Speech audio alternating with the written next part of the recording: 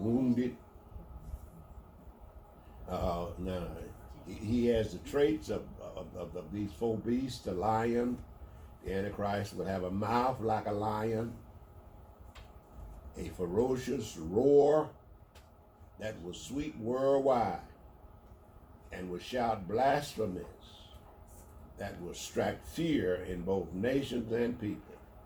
He has sharp teeth that will drive deep into the flesh of the world, tearing, chewing, and eating up the nations and people of the world. Then he has the Antichrist who has the feet like a bear, big and tough feet that will cover a large area and pursue its prey of people and nations without giving up. It have strong claws that grip the prey of nations and people without letting them go, and possess the power to rip them apart. And the leper, the Antichrist, will have a body like a leper, sleek, beautiful, attractive, a natural that appeals to the nations and people of the world, full of spots that symbolize an evil, sneaky, ferocious, and wild nature. Yes, he's going to be a handsome fellow, well dressed, and good body. Yeah. But mean as hell.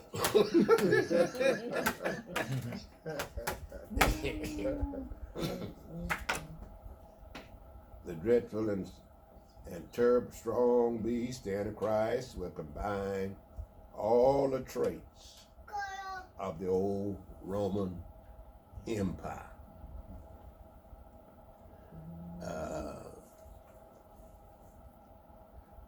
Satan will give the Antichrist his power, the power of inner strength and energy and spirit, the power of personality, the power of ability, of persuasion and influence, the power of force and might. Satan will give the Antichrist his seat, that is his throne, his government. Satan will give the Antichrist just what he offered Christ, the governments of the world. You remember when Christ came out of the wilderness, he told him, if you bow down to me, he says, look at that, I'll give you all of this. And then Christ said to him, get behind me, Satan. I shall not tempt the Lord thy God. The Antichrist will be healed from a mortal wound. It's important to see what is being said here. The mortal wound to the Antichrist is mentioned 3 times in this chapter and also elsewhere in the book of Revelation.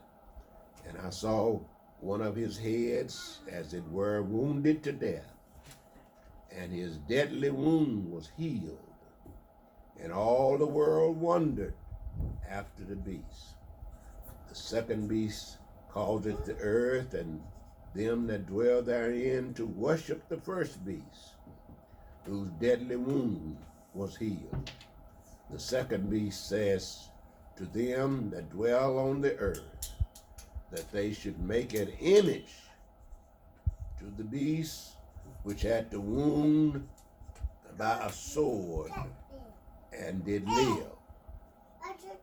The beast that thou sawest was and is not assassinated, and shall ascend out of the bottomless pit and go into perdition.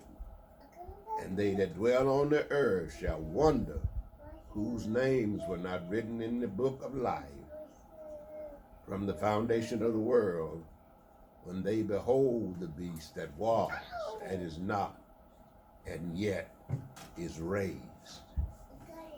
And the beast that was and is not, even he is the 8th ruler, and is the 7th and goeth into tradition. There are three possible interpretations of this. The death of the beast refers to the political death of the Roman Empire. Remember, the Roman Empire was the beast who had feet of iron and clay mixed. But the Iron Empire could not last because it had clay feet. Therefore, it was doomed to crumble and be divided. However, the iron continues on. That is, some of the traits and elements continue on in the world. Therefore, in the end time, the old Roman Empire will be revived, and the spirit of Rome will dominate the world once again. The Antichrist will eventually be the return of some evil ruler who has lived in past history. The devil will raise him up and send him back to earth. That's what some believe. The mortal wound is an assassination attempt to some accident that happens to the Antichrist, possibly at the beginning of his rule. The false prophet, the second beast, performs a miracle, heals the Antichrist. Remember, the false prophet will have the power to perform some outstanding miracles. It will be these miracles that will help him to gain credibility and the support of the masses of the world. This possibly sounds reasonable in light of what is said about the false prophet. And deceiveth them that dwell on the earth by the means of those miracles which he had power to do in the sight of the beast, saying to them that dwell on the earth, that they should make an image to the beast, which had the wound by a sword and did live. Now, which of these interpretations is correct? It is difficult to see how either one could be true without the other. A government has to have a leader, and a leader has to have a government. Daniel's prophecy definitely says that the Antichrist is going to arise from the crumbled Roman Empire and combine the traits of it and the other worldwide governments of ancient history together. This is clearly pointed out in the vision of the image and the beast, and it is clearly pointed out in this vision of John when it is compared with Daniel. Again, a quick study of the chart shows this. Now, Daniel saw it from the past to the future. And then John saw it from the future back to the past. And so John stops, he saw it up until the coming of Christ's kingdom. But John starts with the beast coming out of the sea. Where he ends with that. But Daniel saw the nations, but with the animals. In other words, so it's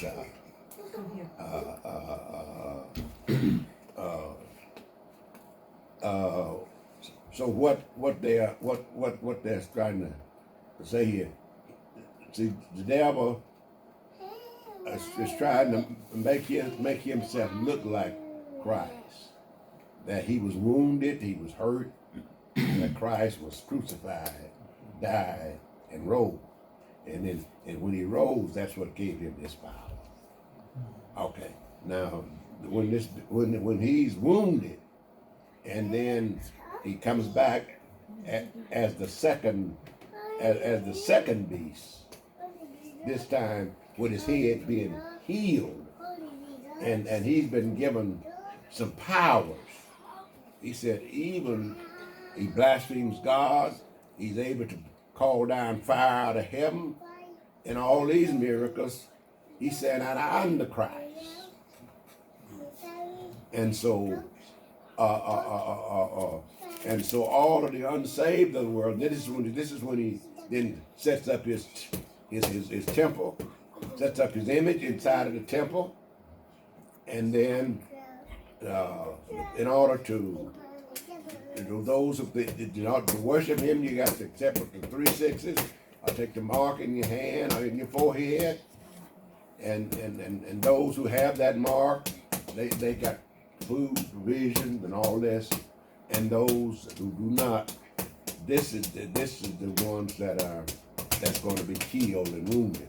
Now, of course, the 144,000 have the seal of God, and then the number that no man can number. These are Gentiles that will not accept the mark, but they are in the tribulation, and many of them is going to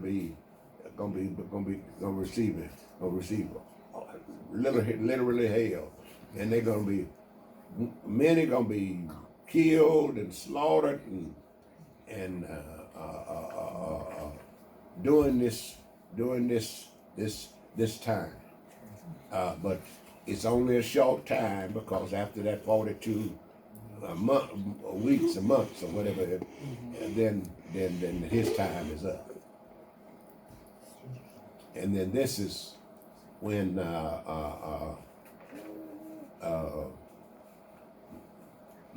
that brings us up to the Battle of Armageddon. That's going to be led by this fella who was the son of perdition and all. This is when he's going to be the one who Christ is going to wage war against, and his name is given at that point. And it would be too easy for me to tell you his name. So that's yours, son.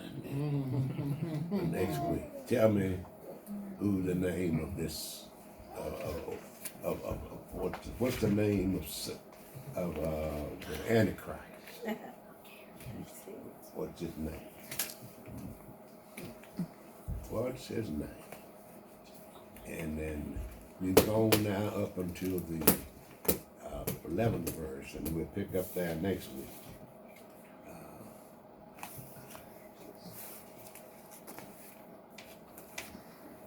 This is very, very interesting to me.